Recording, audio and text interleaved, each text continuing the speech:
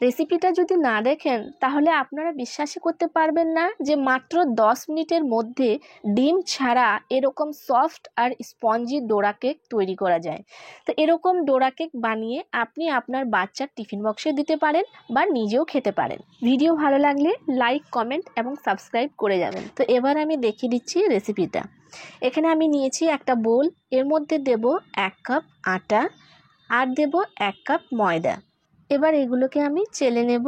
আপনারা চাইলে সব কিছু একসাথে দিয়েও চেলে নিতে পারেন। তো এখানে আমার এটা ছোট ছিল স্ট্রেনারটা, তাই আমি একটু একটু করে দিয়ে চেলে নিলাম। এবার আমি দেব 1 কাপ চিনি গুঁড়ো। এখানে আমি চিনিটা বাড়িতেই গুঁড়ো করে নিয়েছি। আর দেব 1/2 কাপ মতো মিল্ক পাউডার আর 1 টিস্পুন মতো বেকিং সোডা। এবার এই সমস্ত উপকরণগুলো আমি চেলে নেব। তো এবার এই শুকনো উপকরণগুলো খুব ভালোভাবে মিশিয়ে নিতে হবে।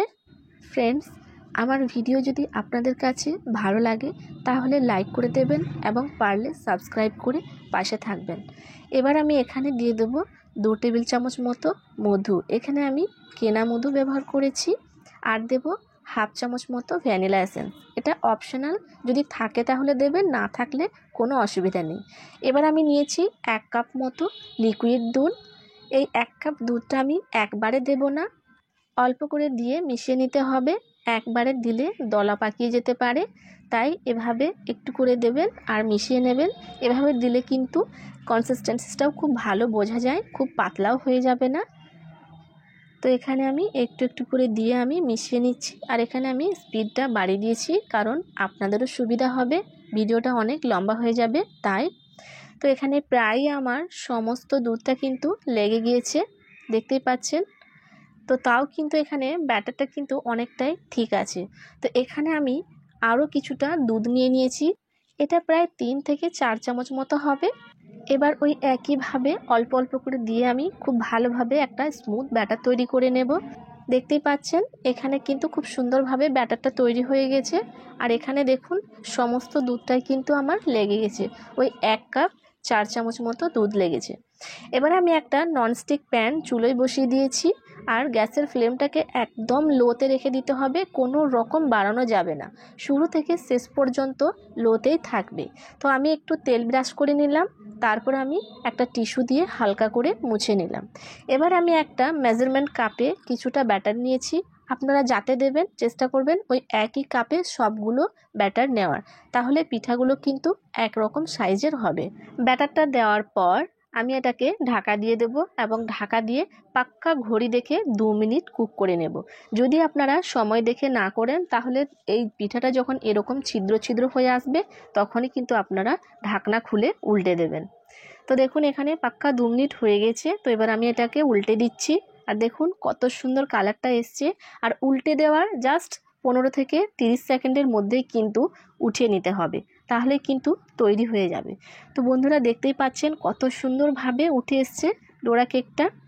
ওই একইভাবে আবারও একটু ব্যাটার দিয়ে দিলাম, ঠিক ওইভাবেই আমি ঢাকা দিয়ে দেব আর 2 মিনিট কুক করে নেব।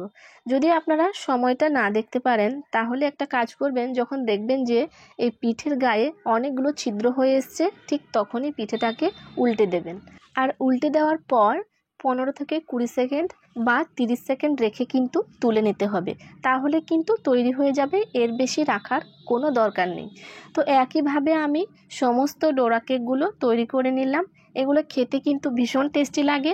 এগুলো আপনারা বাচ্চাদের টিফিন বক্সেও দিতে পারেন বা নিজেরাও খেতে পারেন। বাচ্চাদের টিফিন বক্সে যদি এরকম ডোরা কেক বানিয়ে দিন তাহলে ওরা কিন্তু আপনার ফ্যান হয়ে যাবে। আর আপনারা বিশ্বাসই করবেন না, এটা বানাতে শুধুমাত্র 10 মিনিট টাইম লেগেছে, তার বেশি কিন্তু একদম টাইম লাগেনি। তাই হাতে কম সময় থাকলে এরকম টিফিন বক্সে বাচ্চাদের যদি দেন তাহলে কিন্তু ওরাও খুশি হবে আর আপনার হাতের সময়টাও কিন্তু বেঁচে যাবে। তো দেখতেই পাচ্ছেন সবগুলো ডোরা কেক আমি একইভাবে বানিয়ে নিয়েছি আর সবগুলো কিন্তু একই রকম হয়েছে, কোনোটা পুড়ে যায়নি বা কাঁচা থেকে যায়নি। দেখতে পাচ্ছেন কালারটা কত সুন্দর হয়েছে। তো দেখুন আমি দেখিয়ে দিচ্ছি হাত দিয়ে যে কতটা স্পঞ্জি হয়েছে, আপনারা দেখতেই পাচ্ছেন, আমি হাত দিয়ে চেপে দেখাচ্ছি, দেখুন, এই যে আমি ডোরা কেকটা হাতে ধরে আছি, আমাকে কিন্তু লাগছেই না যে আমার হাতের মধ্যে কিছু আছে। এতটা হালকা হয়েছে, লাগছে কোনো তুলো। আপনারা তো দেখতেই পাচ্ছেন। আর এটা কিন্তু খুবই স্পঞ্জি হয়, সফট এবং হালকা। তো এবার আমি এর মধ্যে কিছু চকলেট স্প্রেড করে দিচ্ছি। আপনারা চাইলে আপনাদের নিজেদের পছন্দ মতো এটাকে খেতে পারেন। এই চকলেটের উপরে কিন্তু যদি আপনারা চান তাহলে পাকা কলা, স্ট্রবেরি বা নিজেদের পছন্দ অনুযায়ী ফল দিয়েও খেতে পারেন। তবে বাচ্চাদের দিলে কিন্তু এভাবে চকলেট যদি স্প্রেড করে দেওয়া হয়, ওরা কিন্তু বেশি পছন্দ করে। তো দেখুন কত সুন্দরভাবে কিন্তু তৈরি হয়ে গেল ডোরা কেক। তো আপনারা আপনাদের বাচ্চাদের টিফিনে কিন্তু অবশ্যই ট্রাই করবেন এরকম ধরনের ডোরা কেক রেসিপি। তো বন্ধুরা, যদি ভিডিও ভালো লাগে অবশ্যই একটা লাইক করে যাবেন এবং সাবস্ক্রাইব করে পাশে থাকবেন। তো আজকের মতো আমি এখানেই শেষ করলাম। ফিরে আসবো পরের নতুন কোনো রেসিপি নিয়ে। আপনারা সবাই ভালো থাকবেন, সুস্থ থাকবেন। আল্লাহ হাফেজ।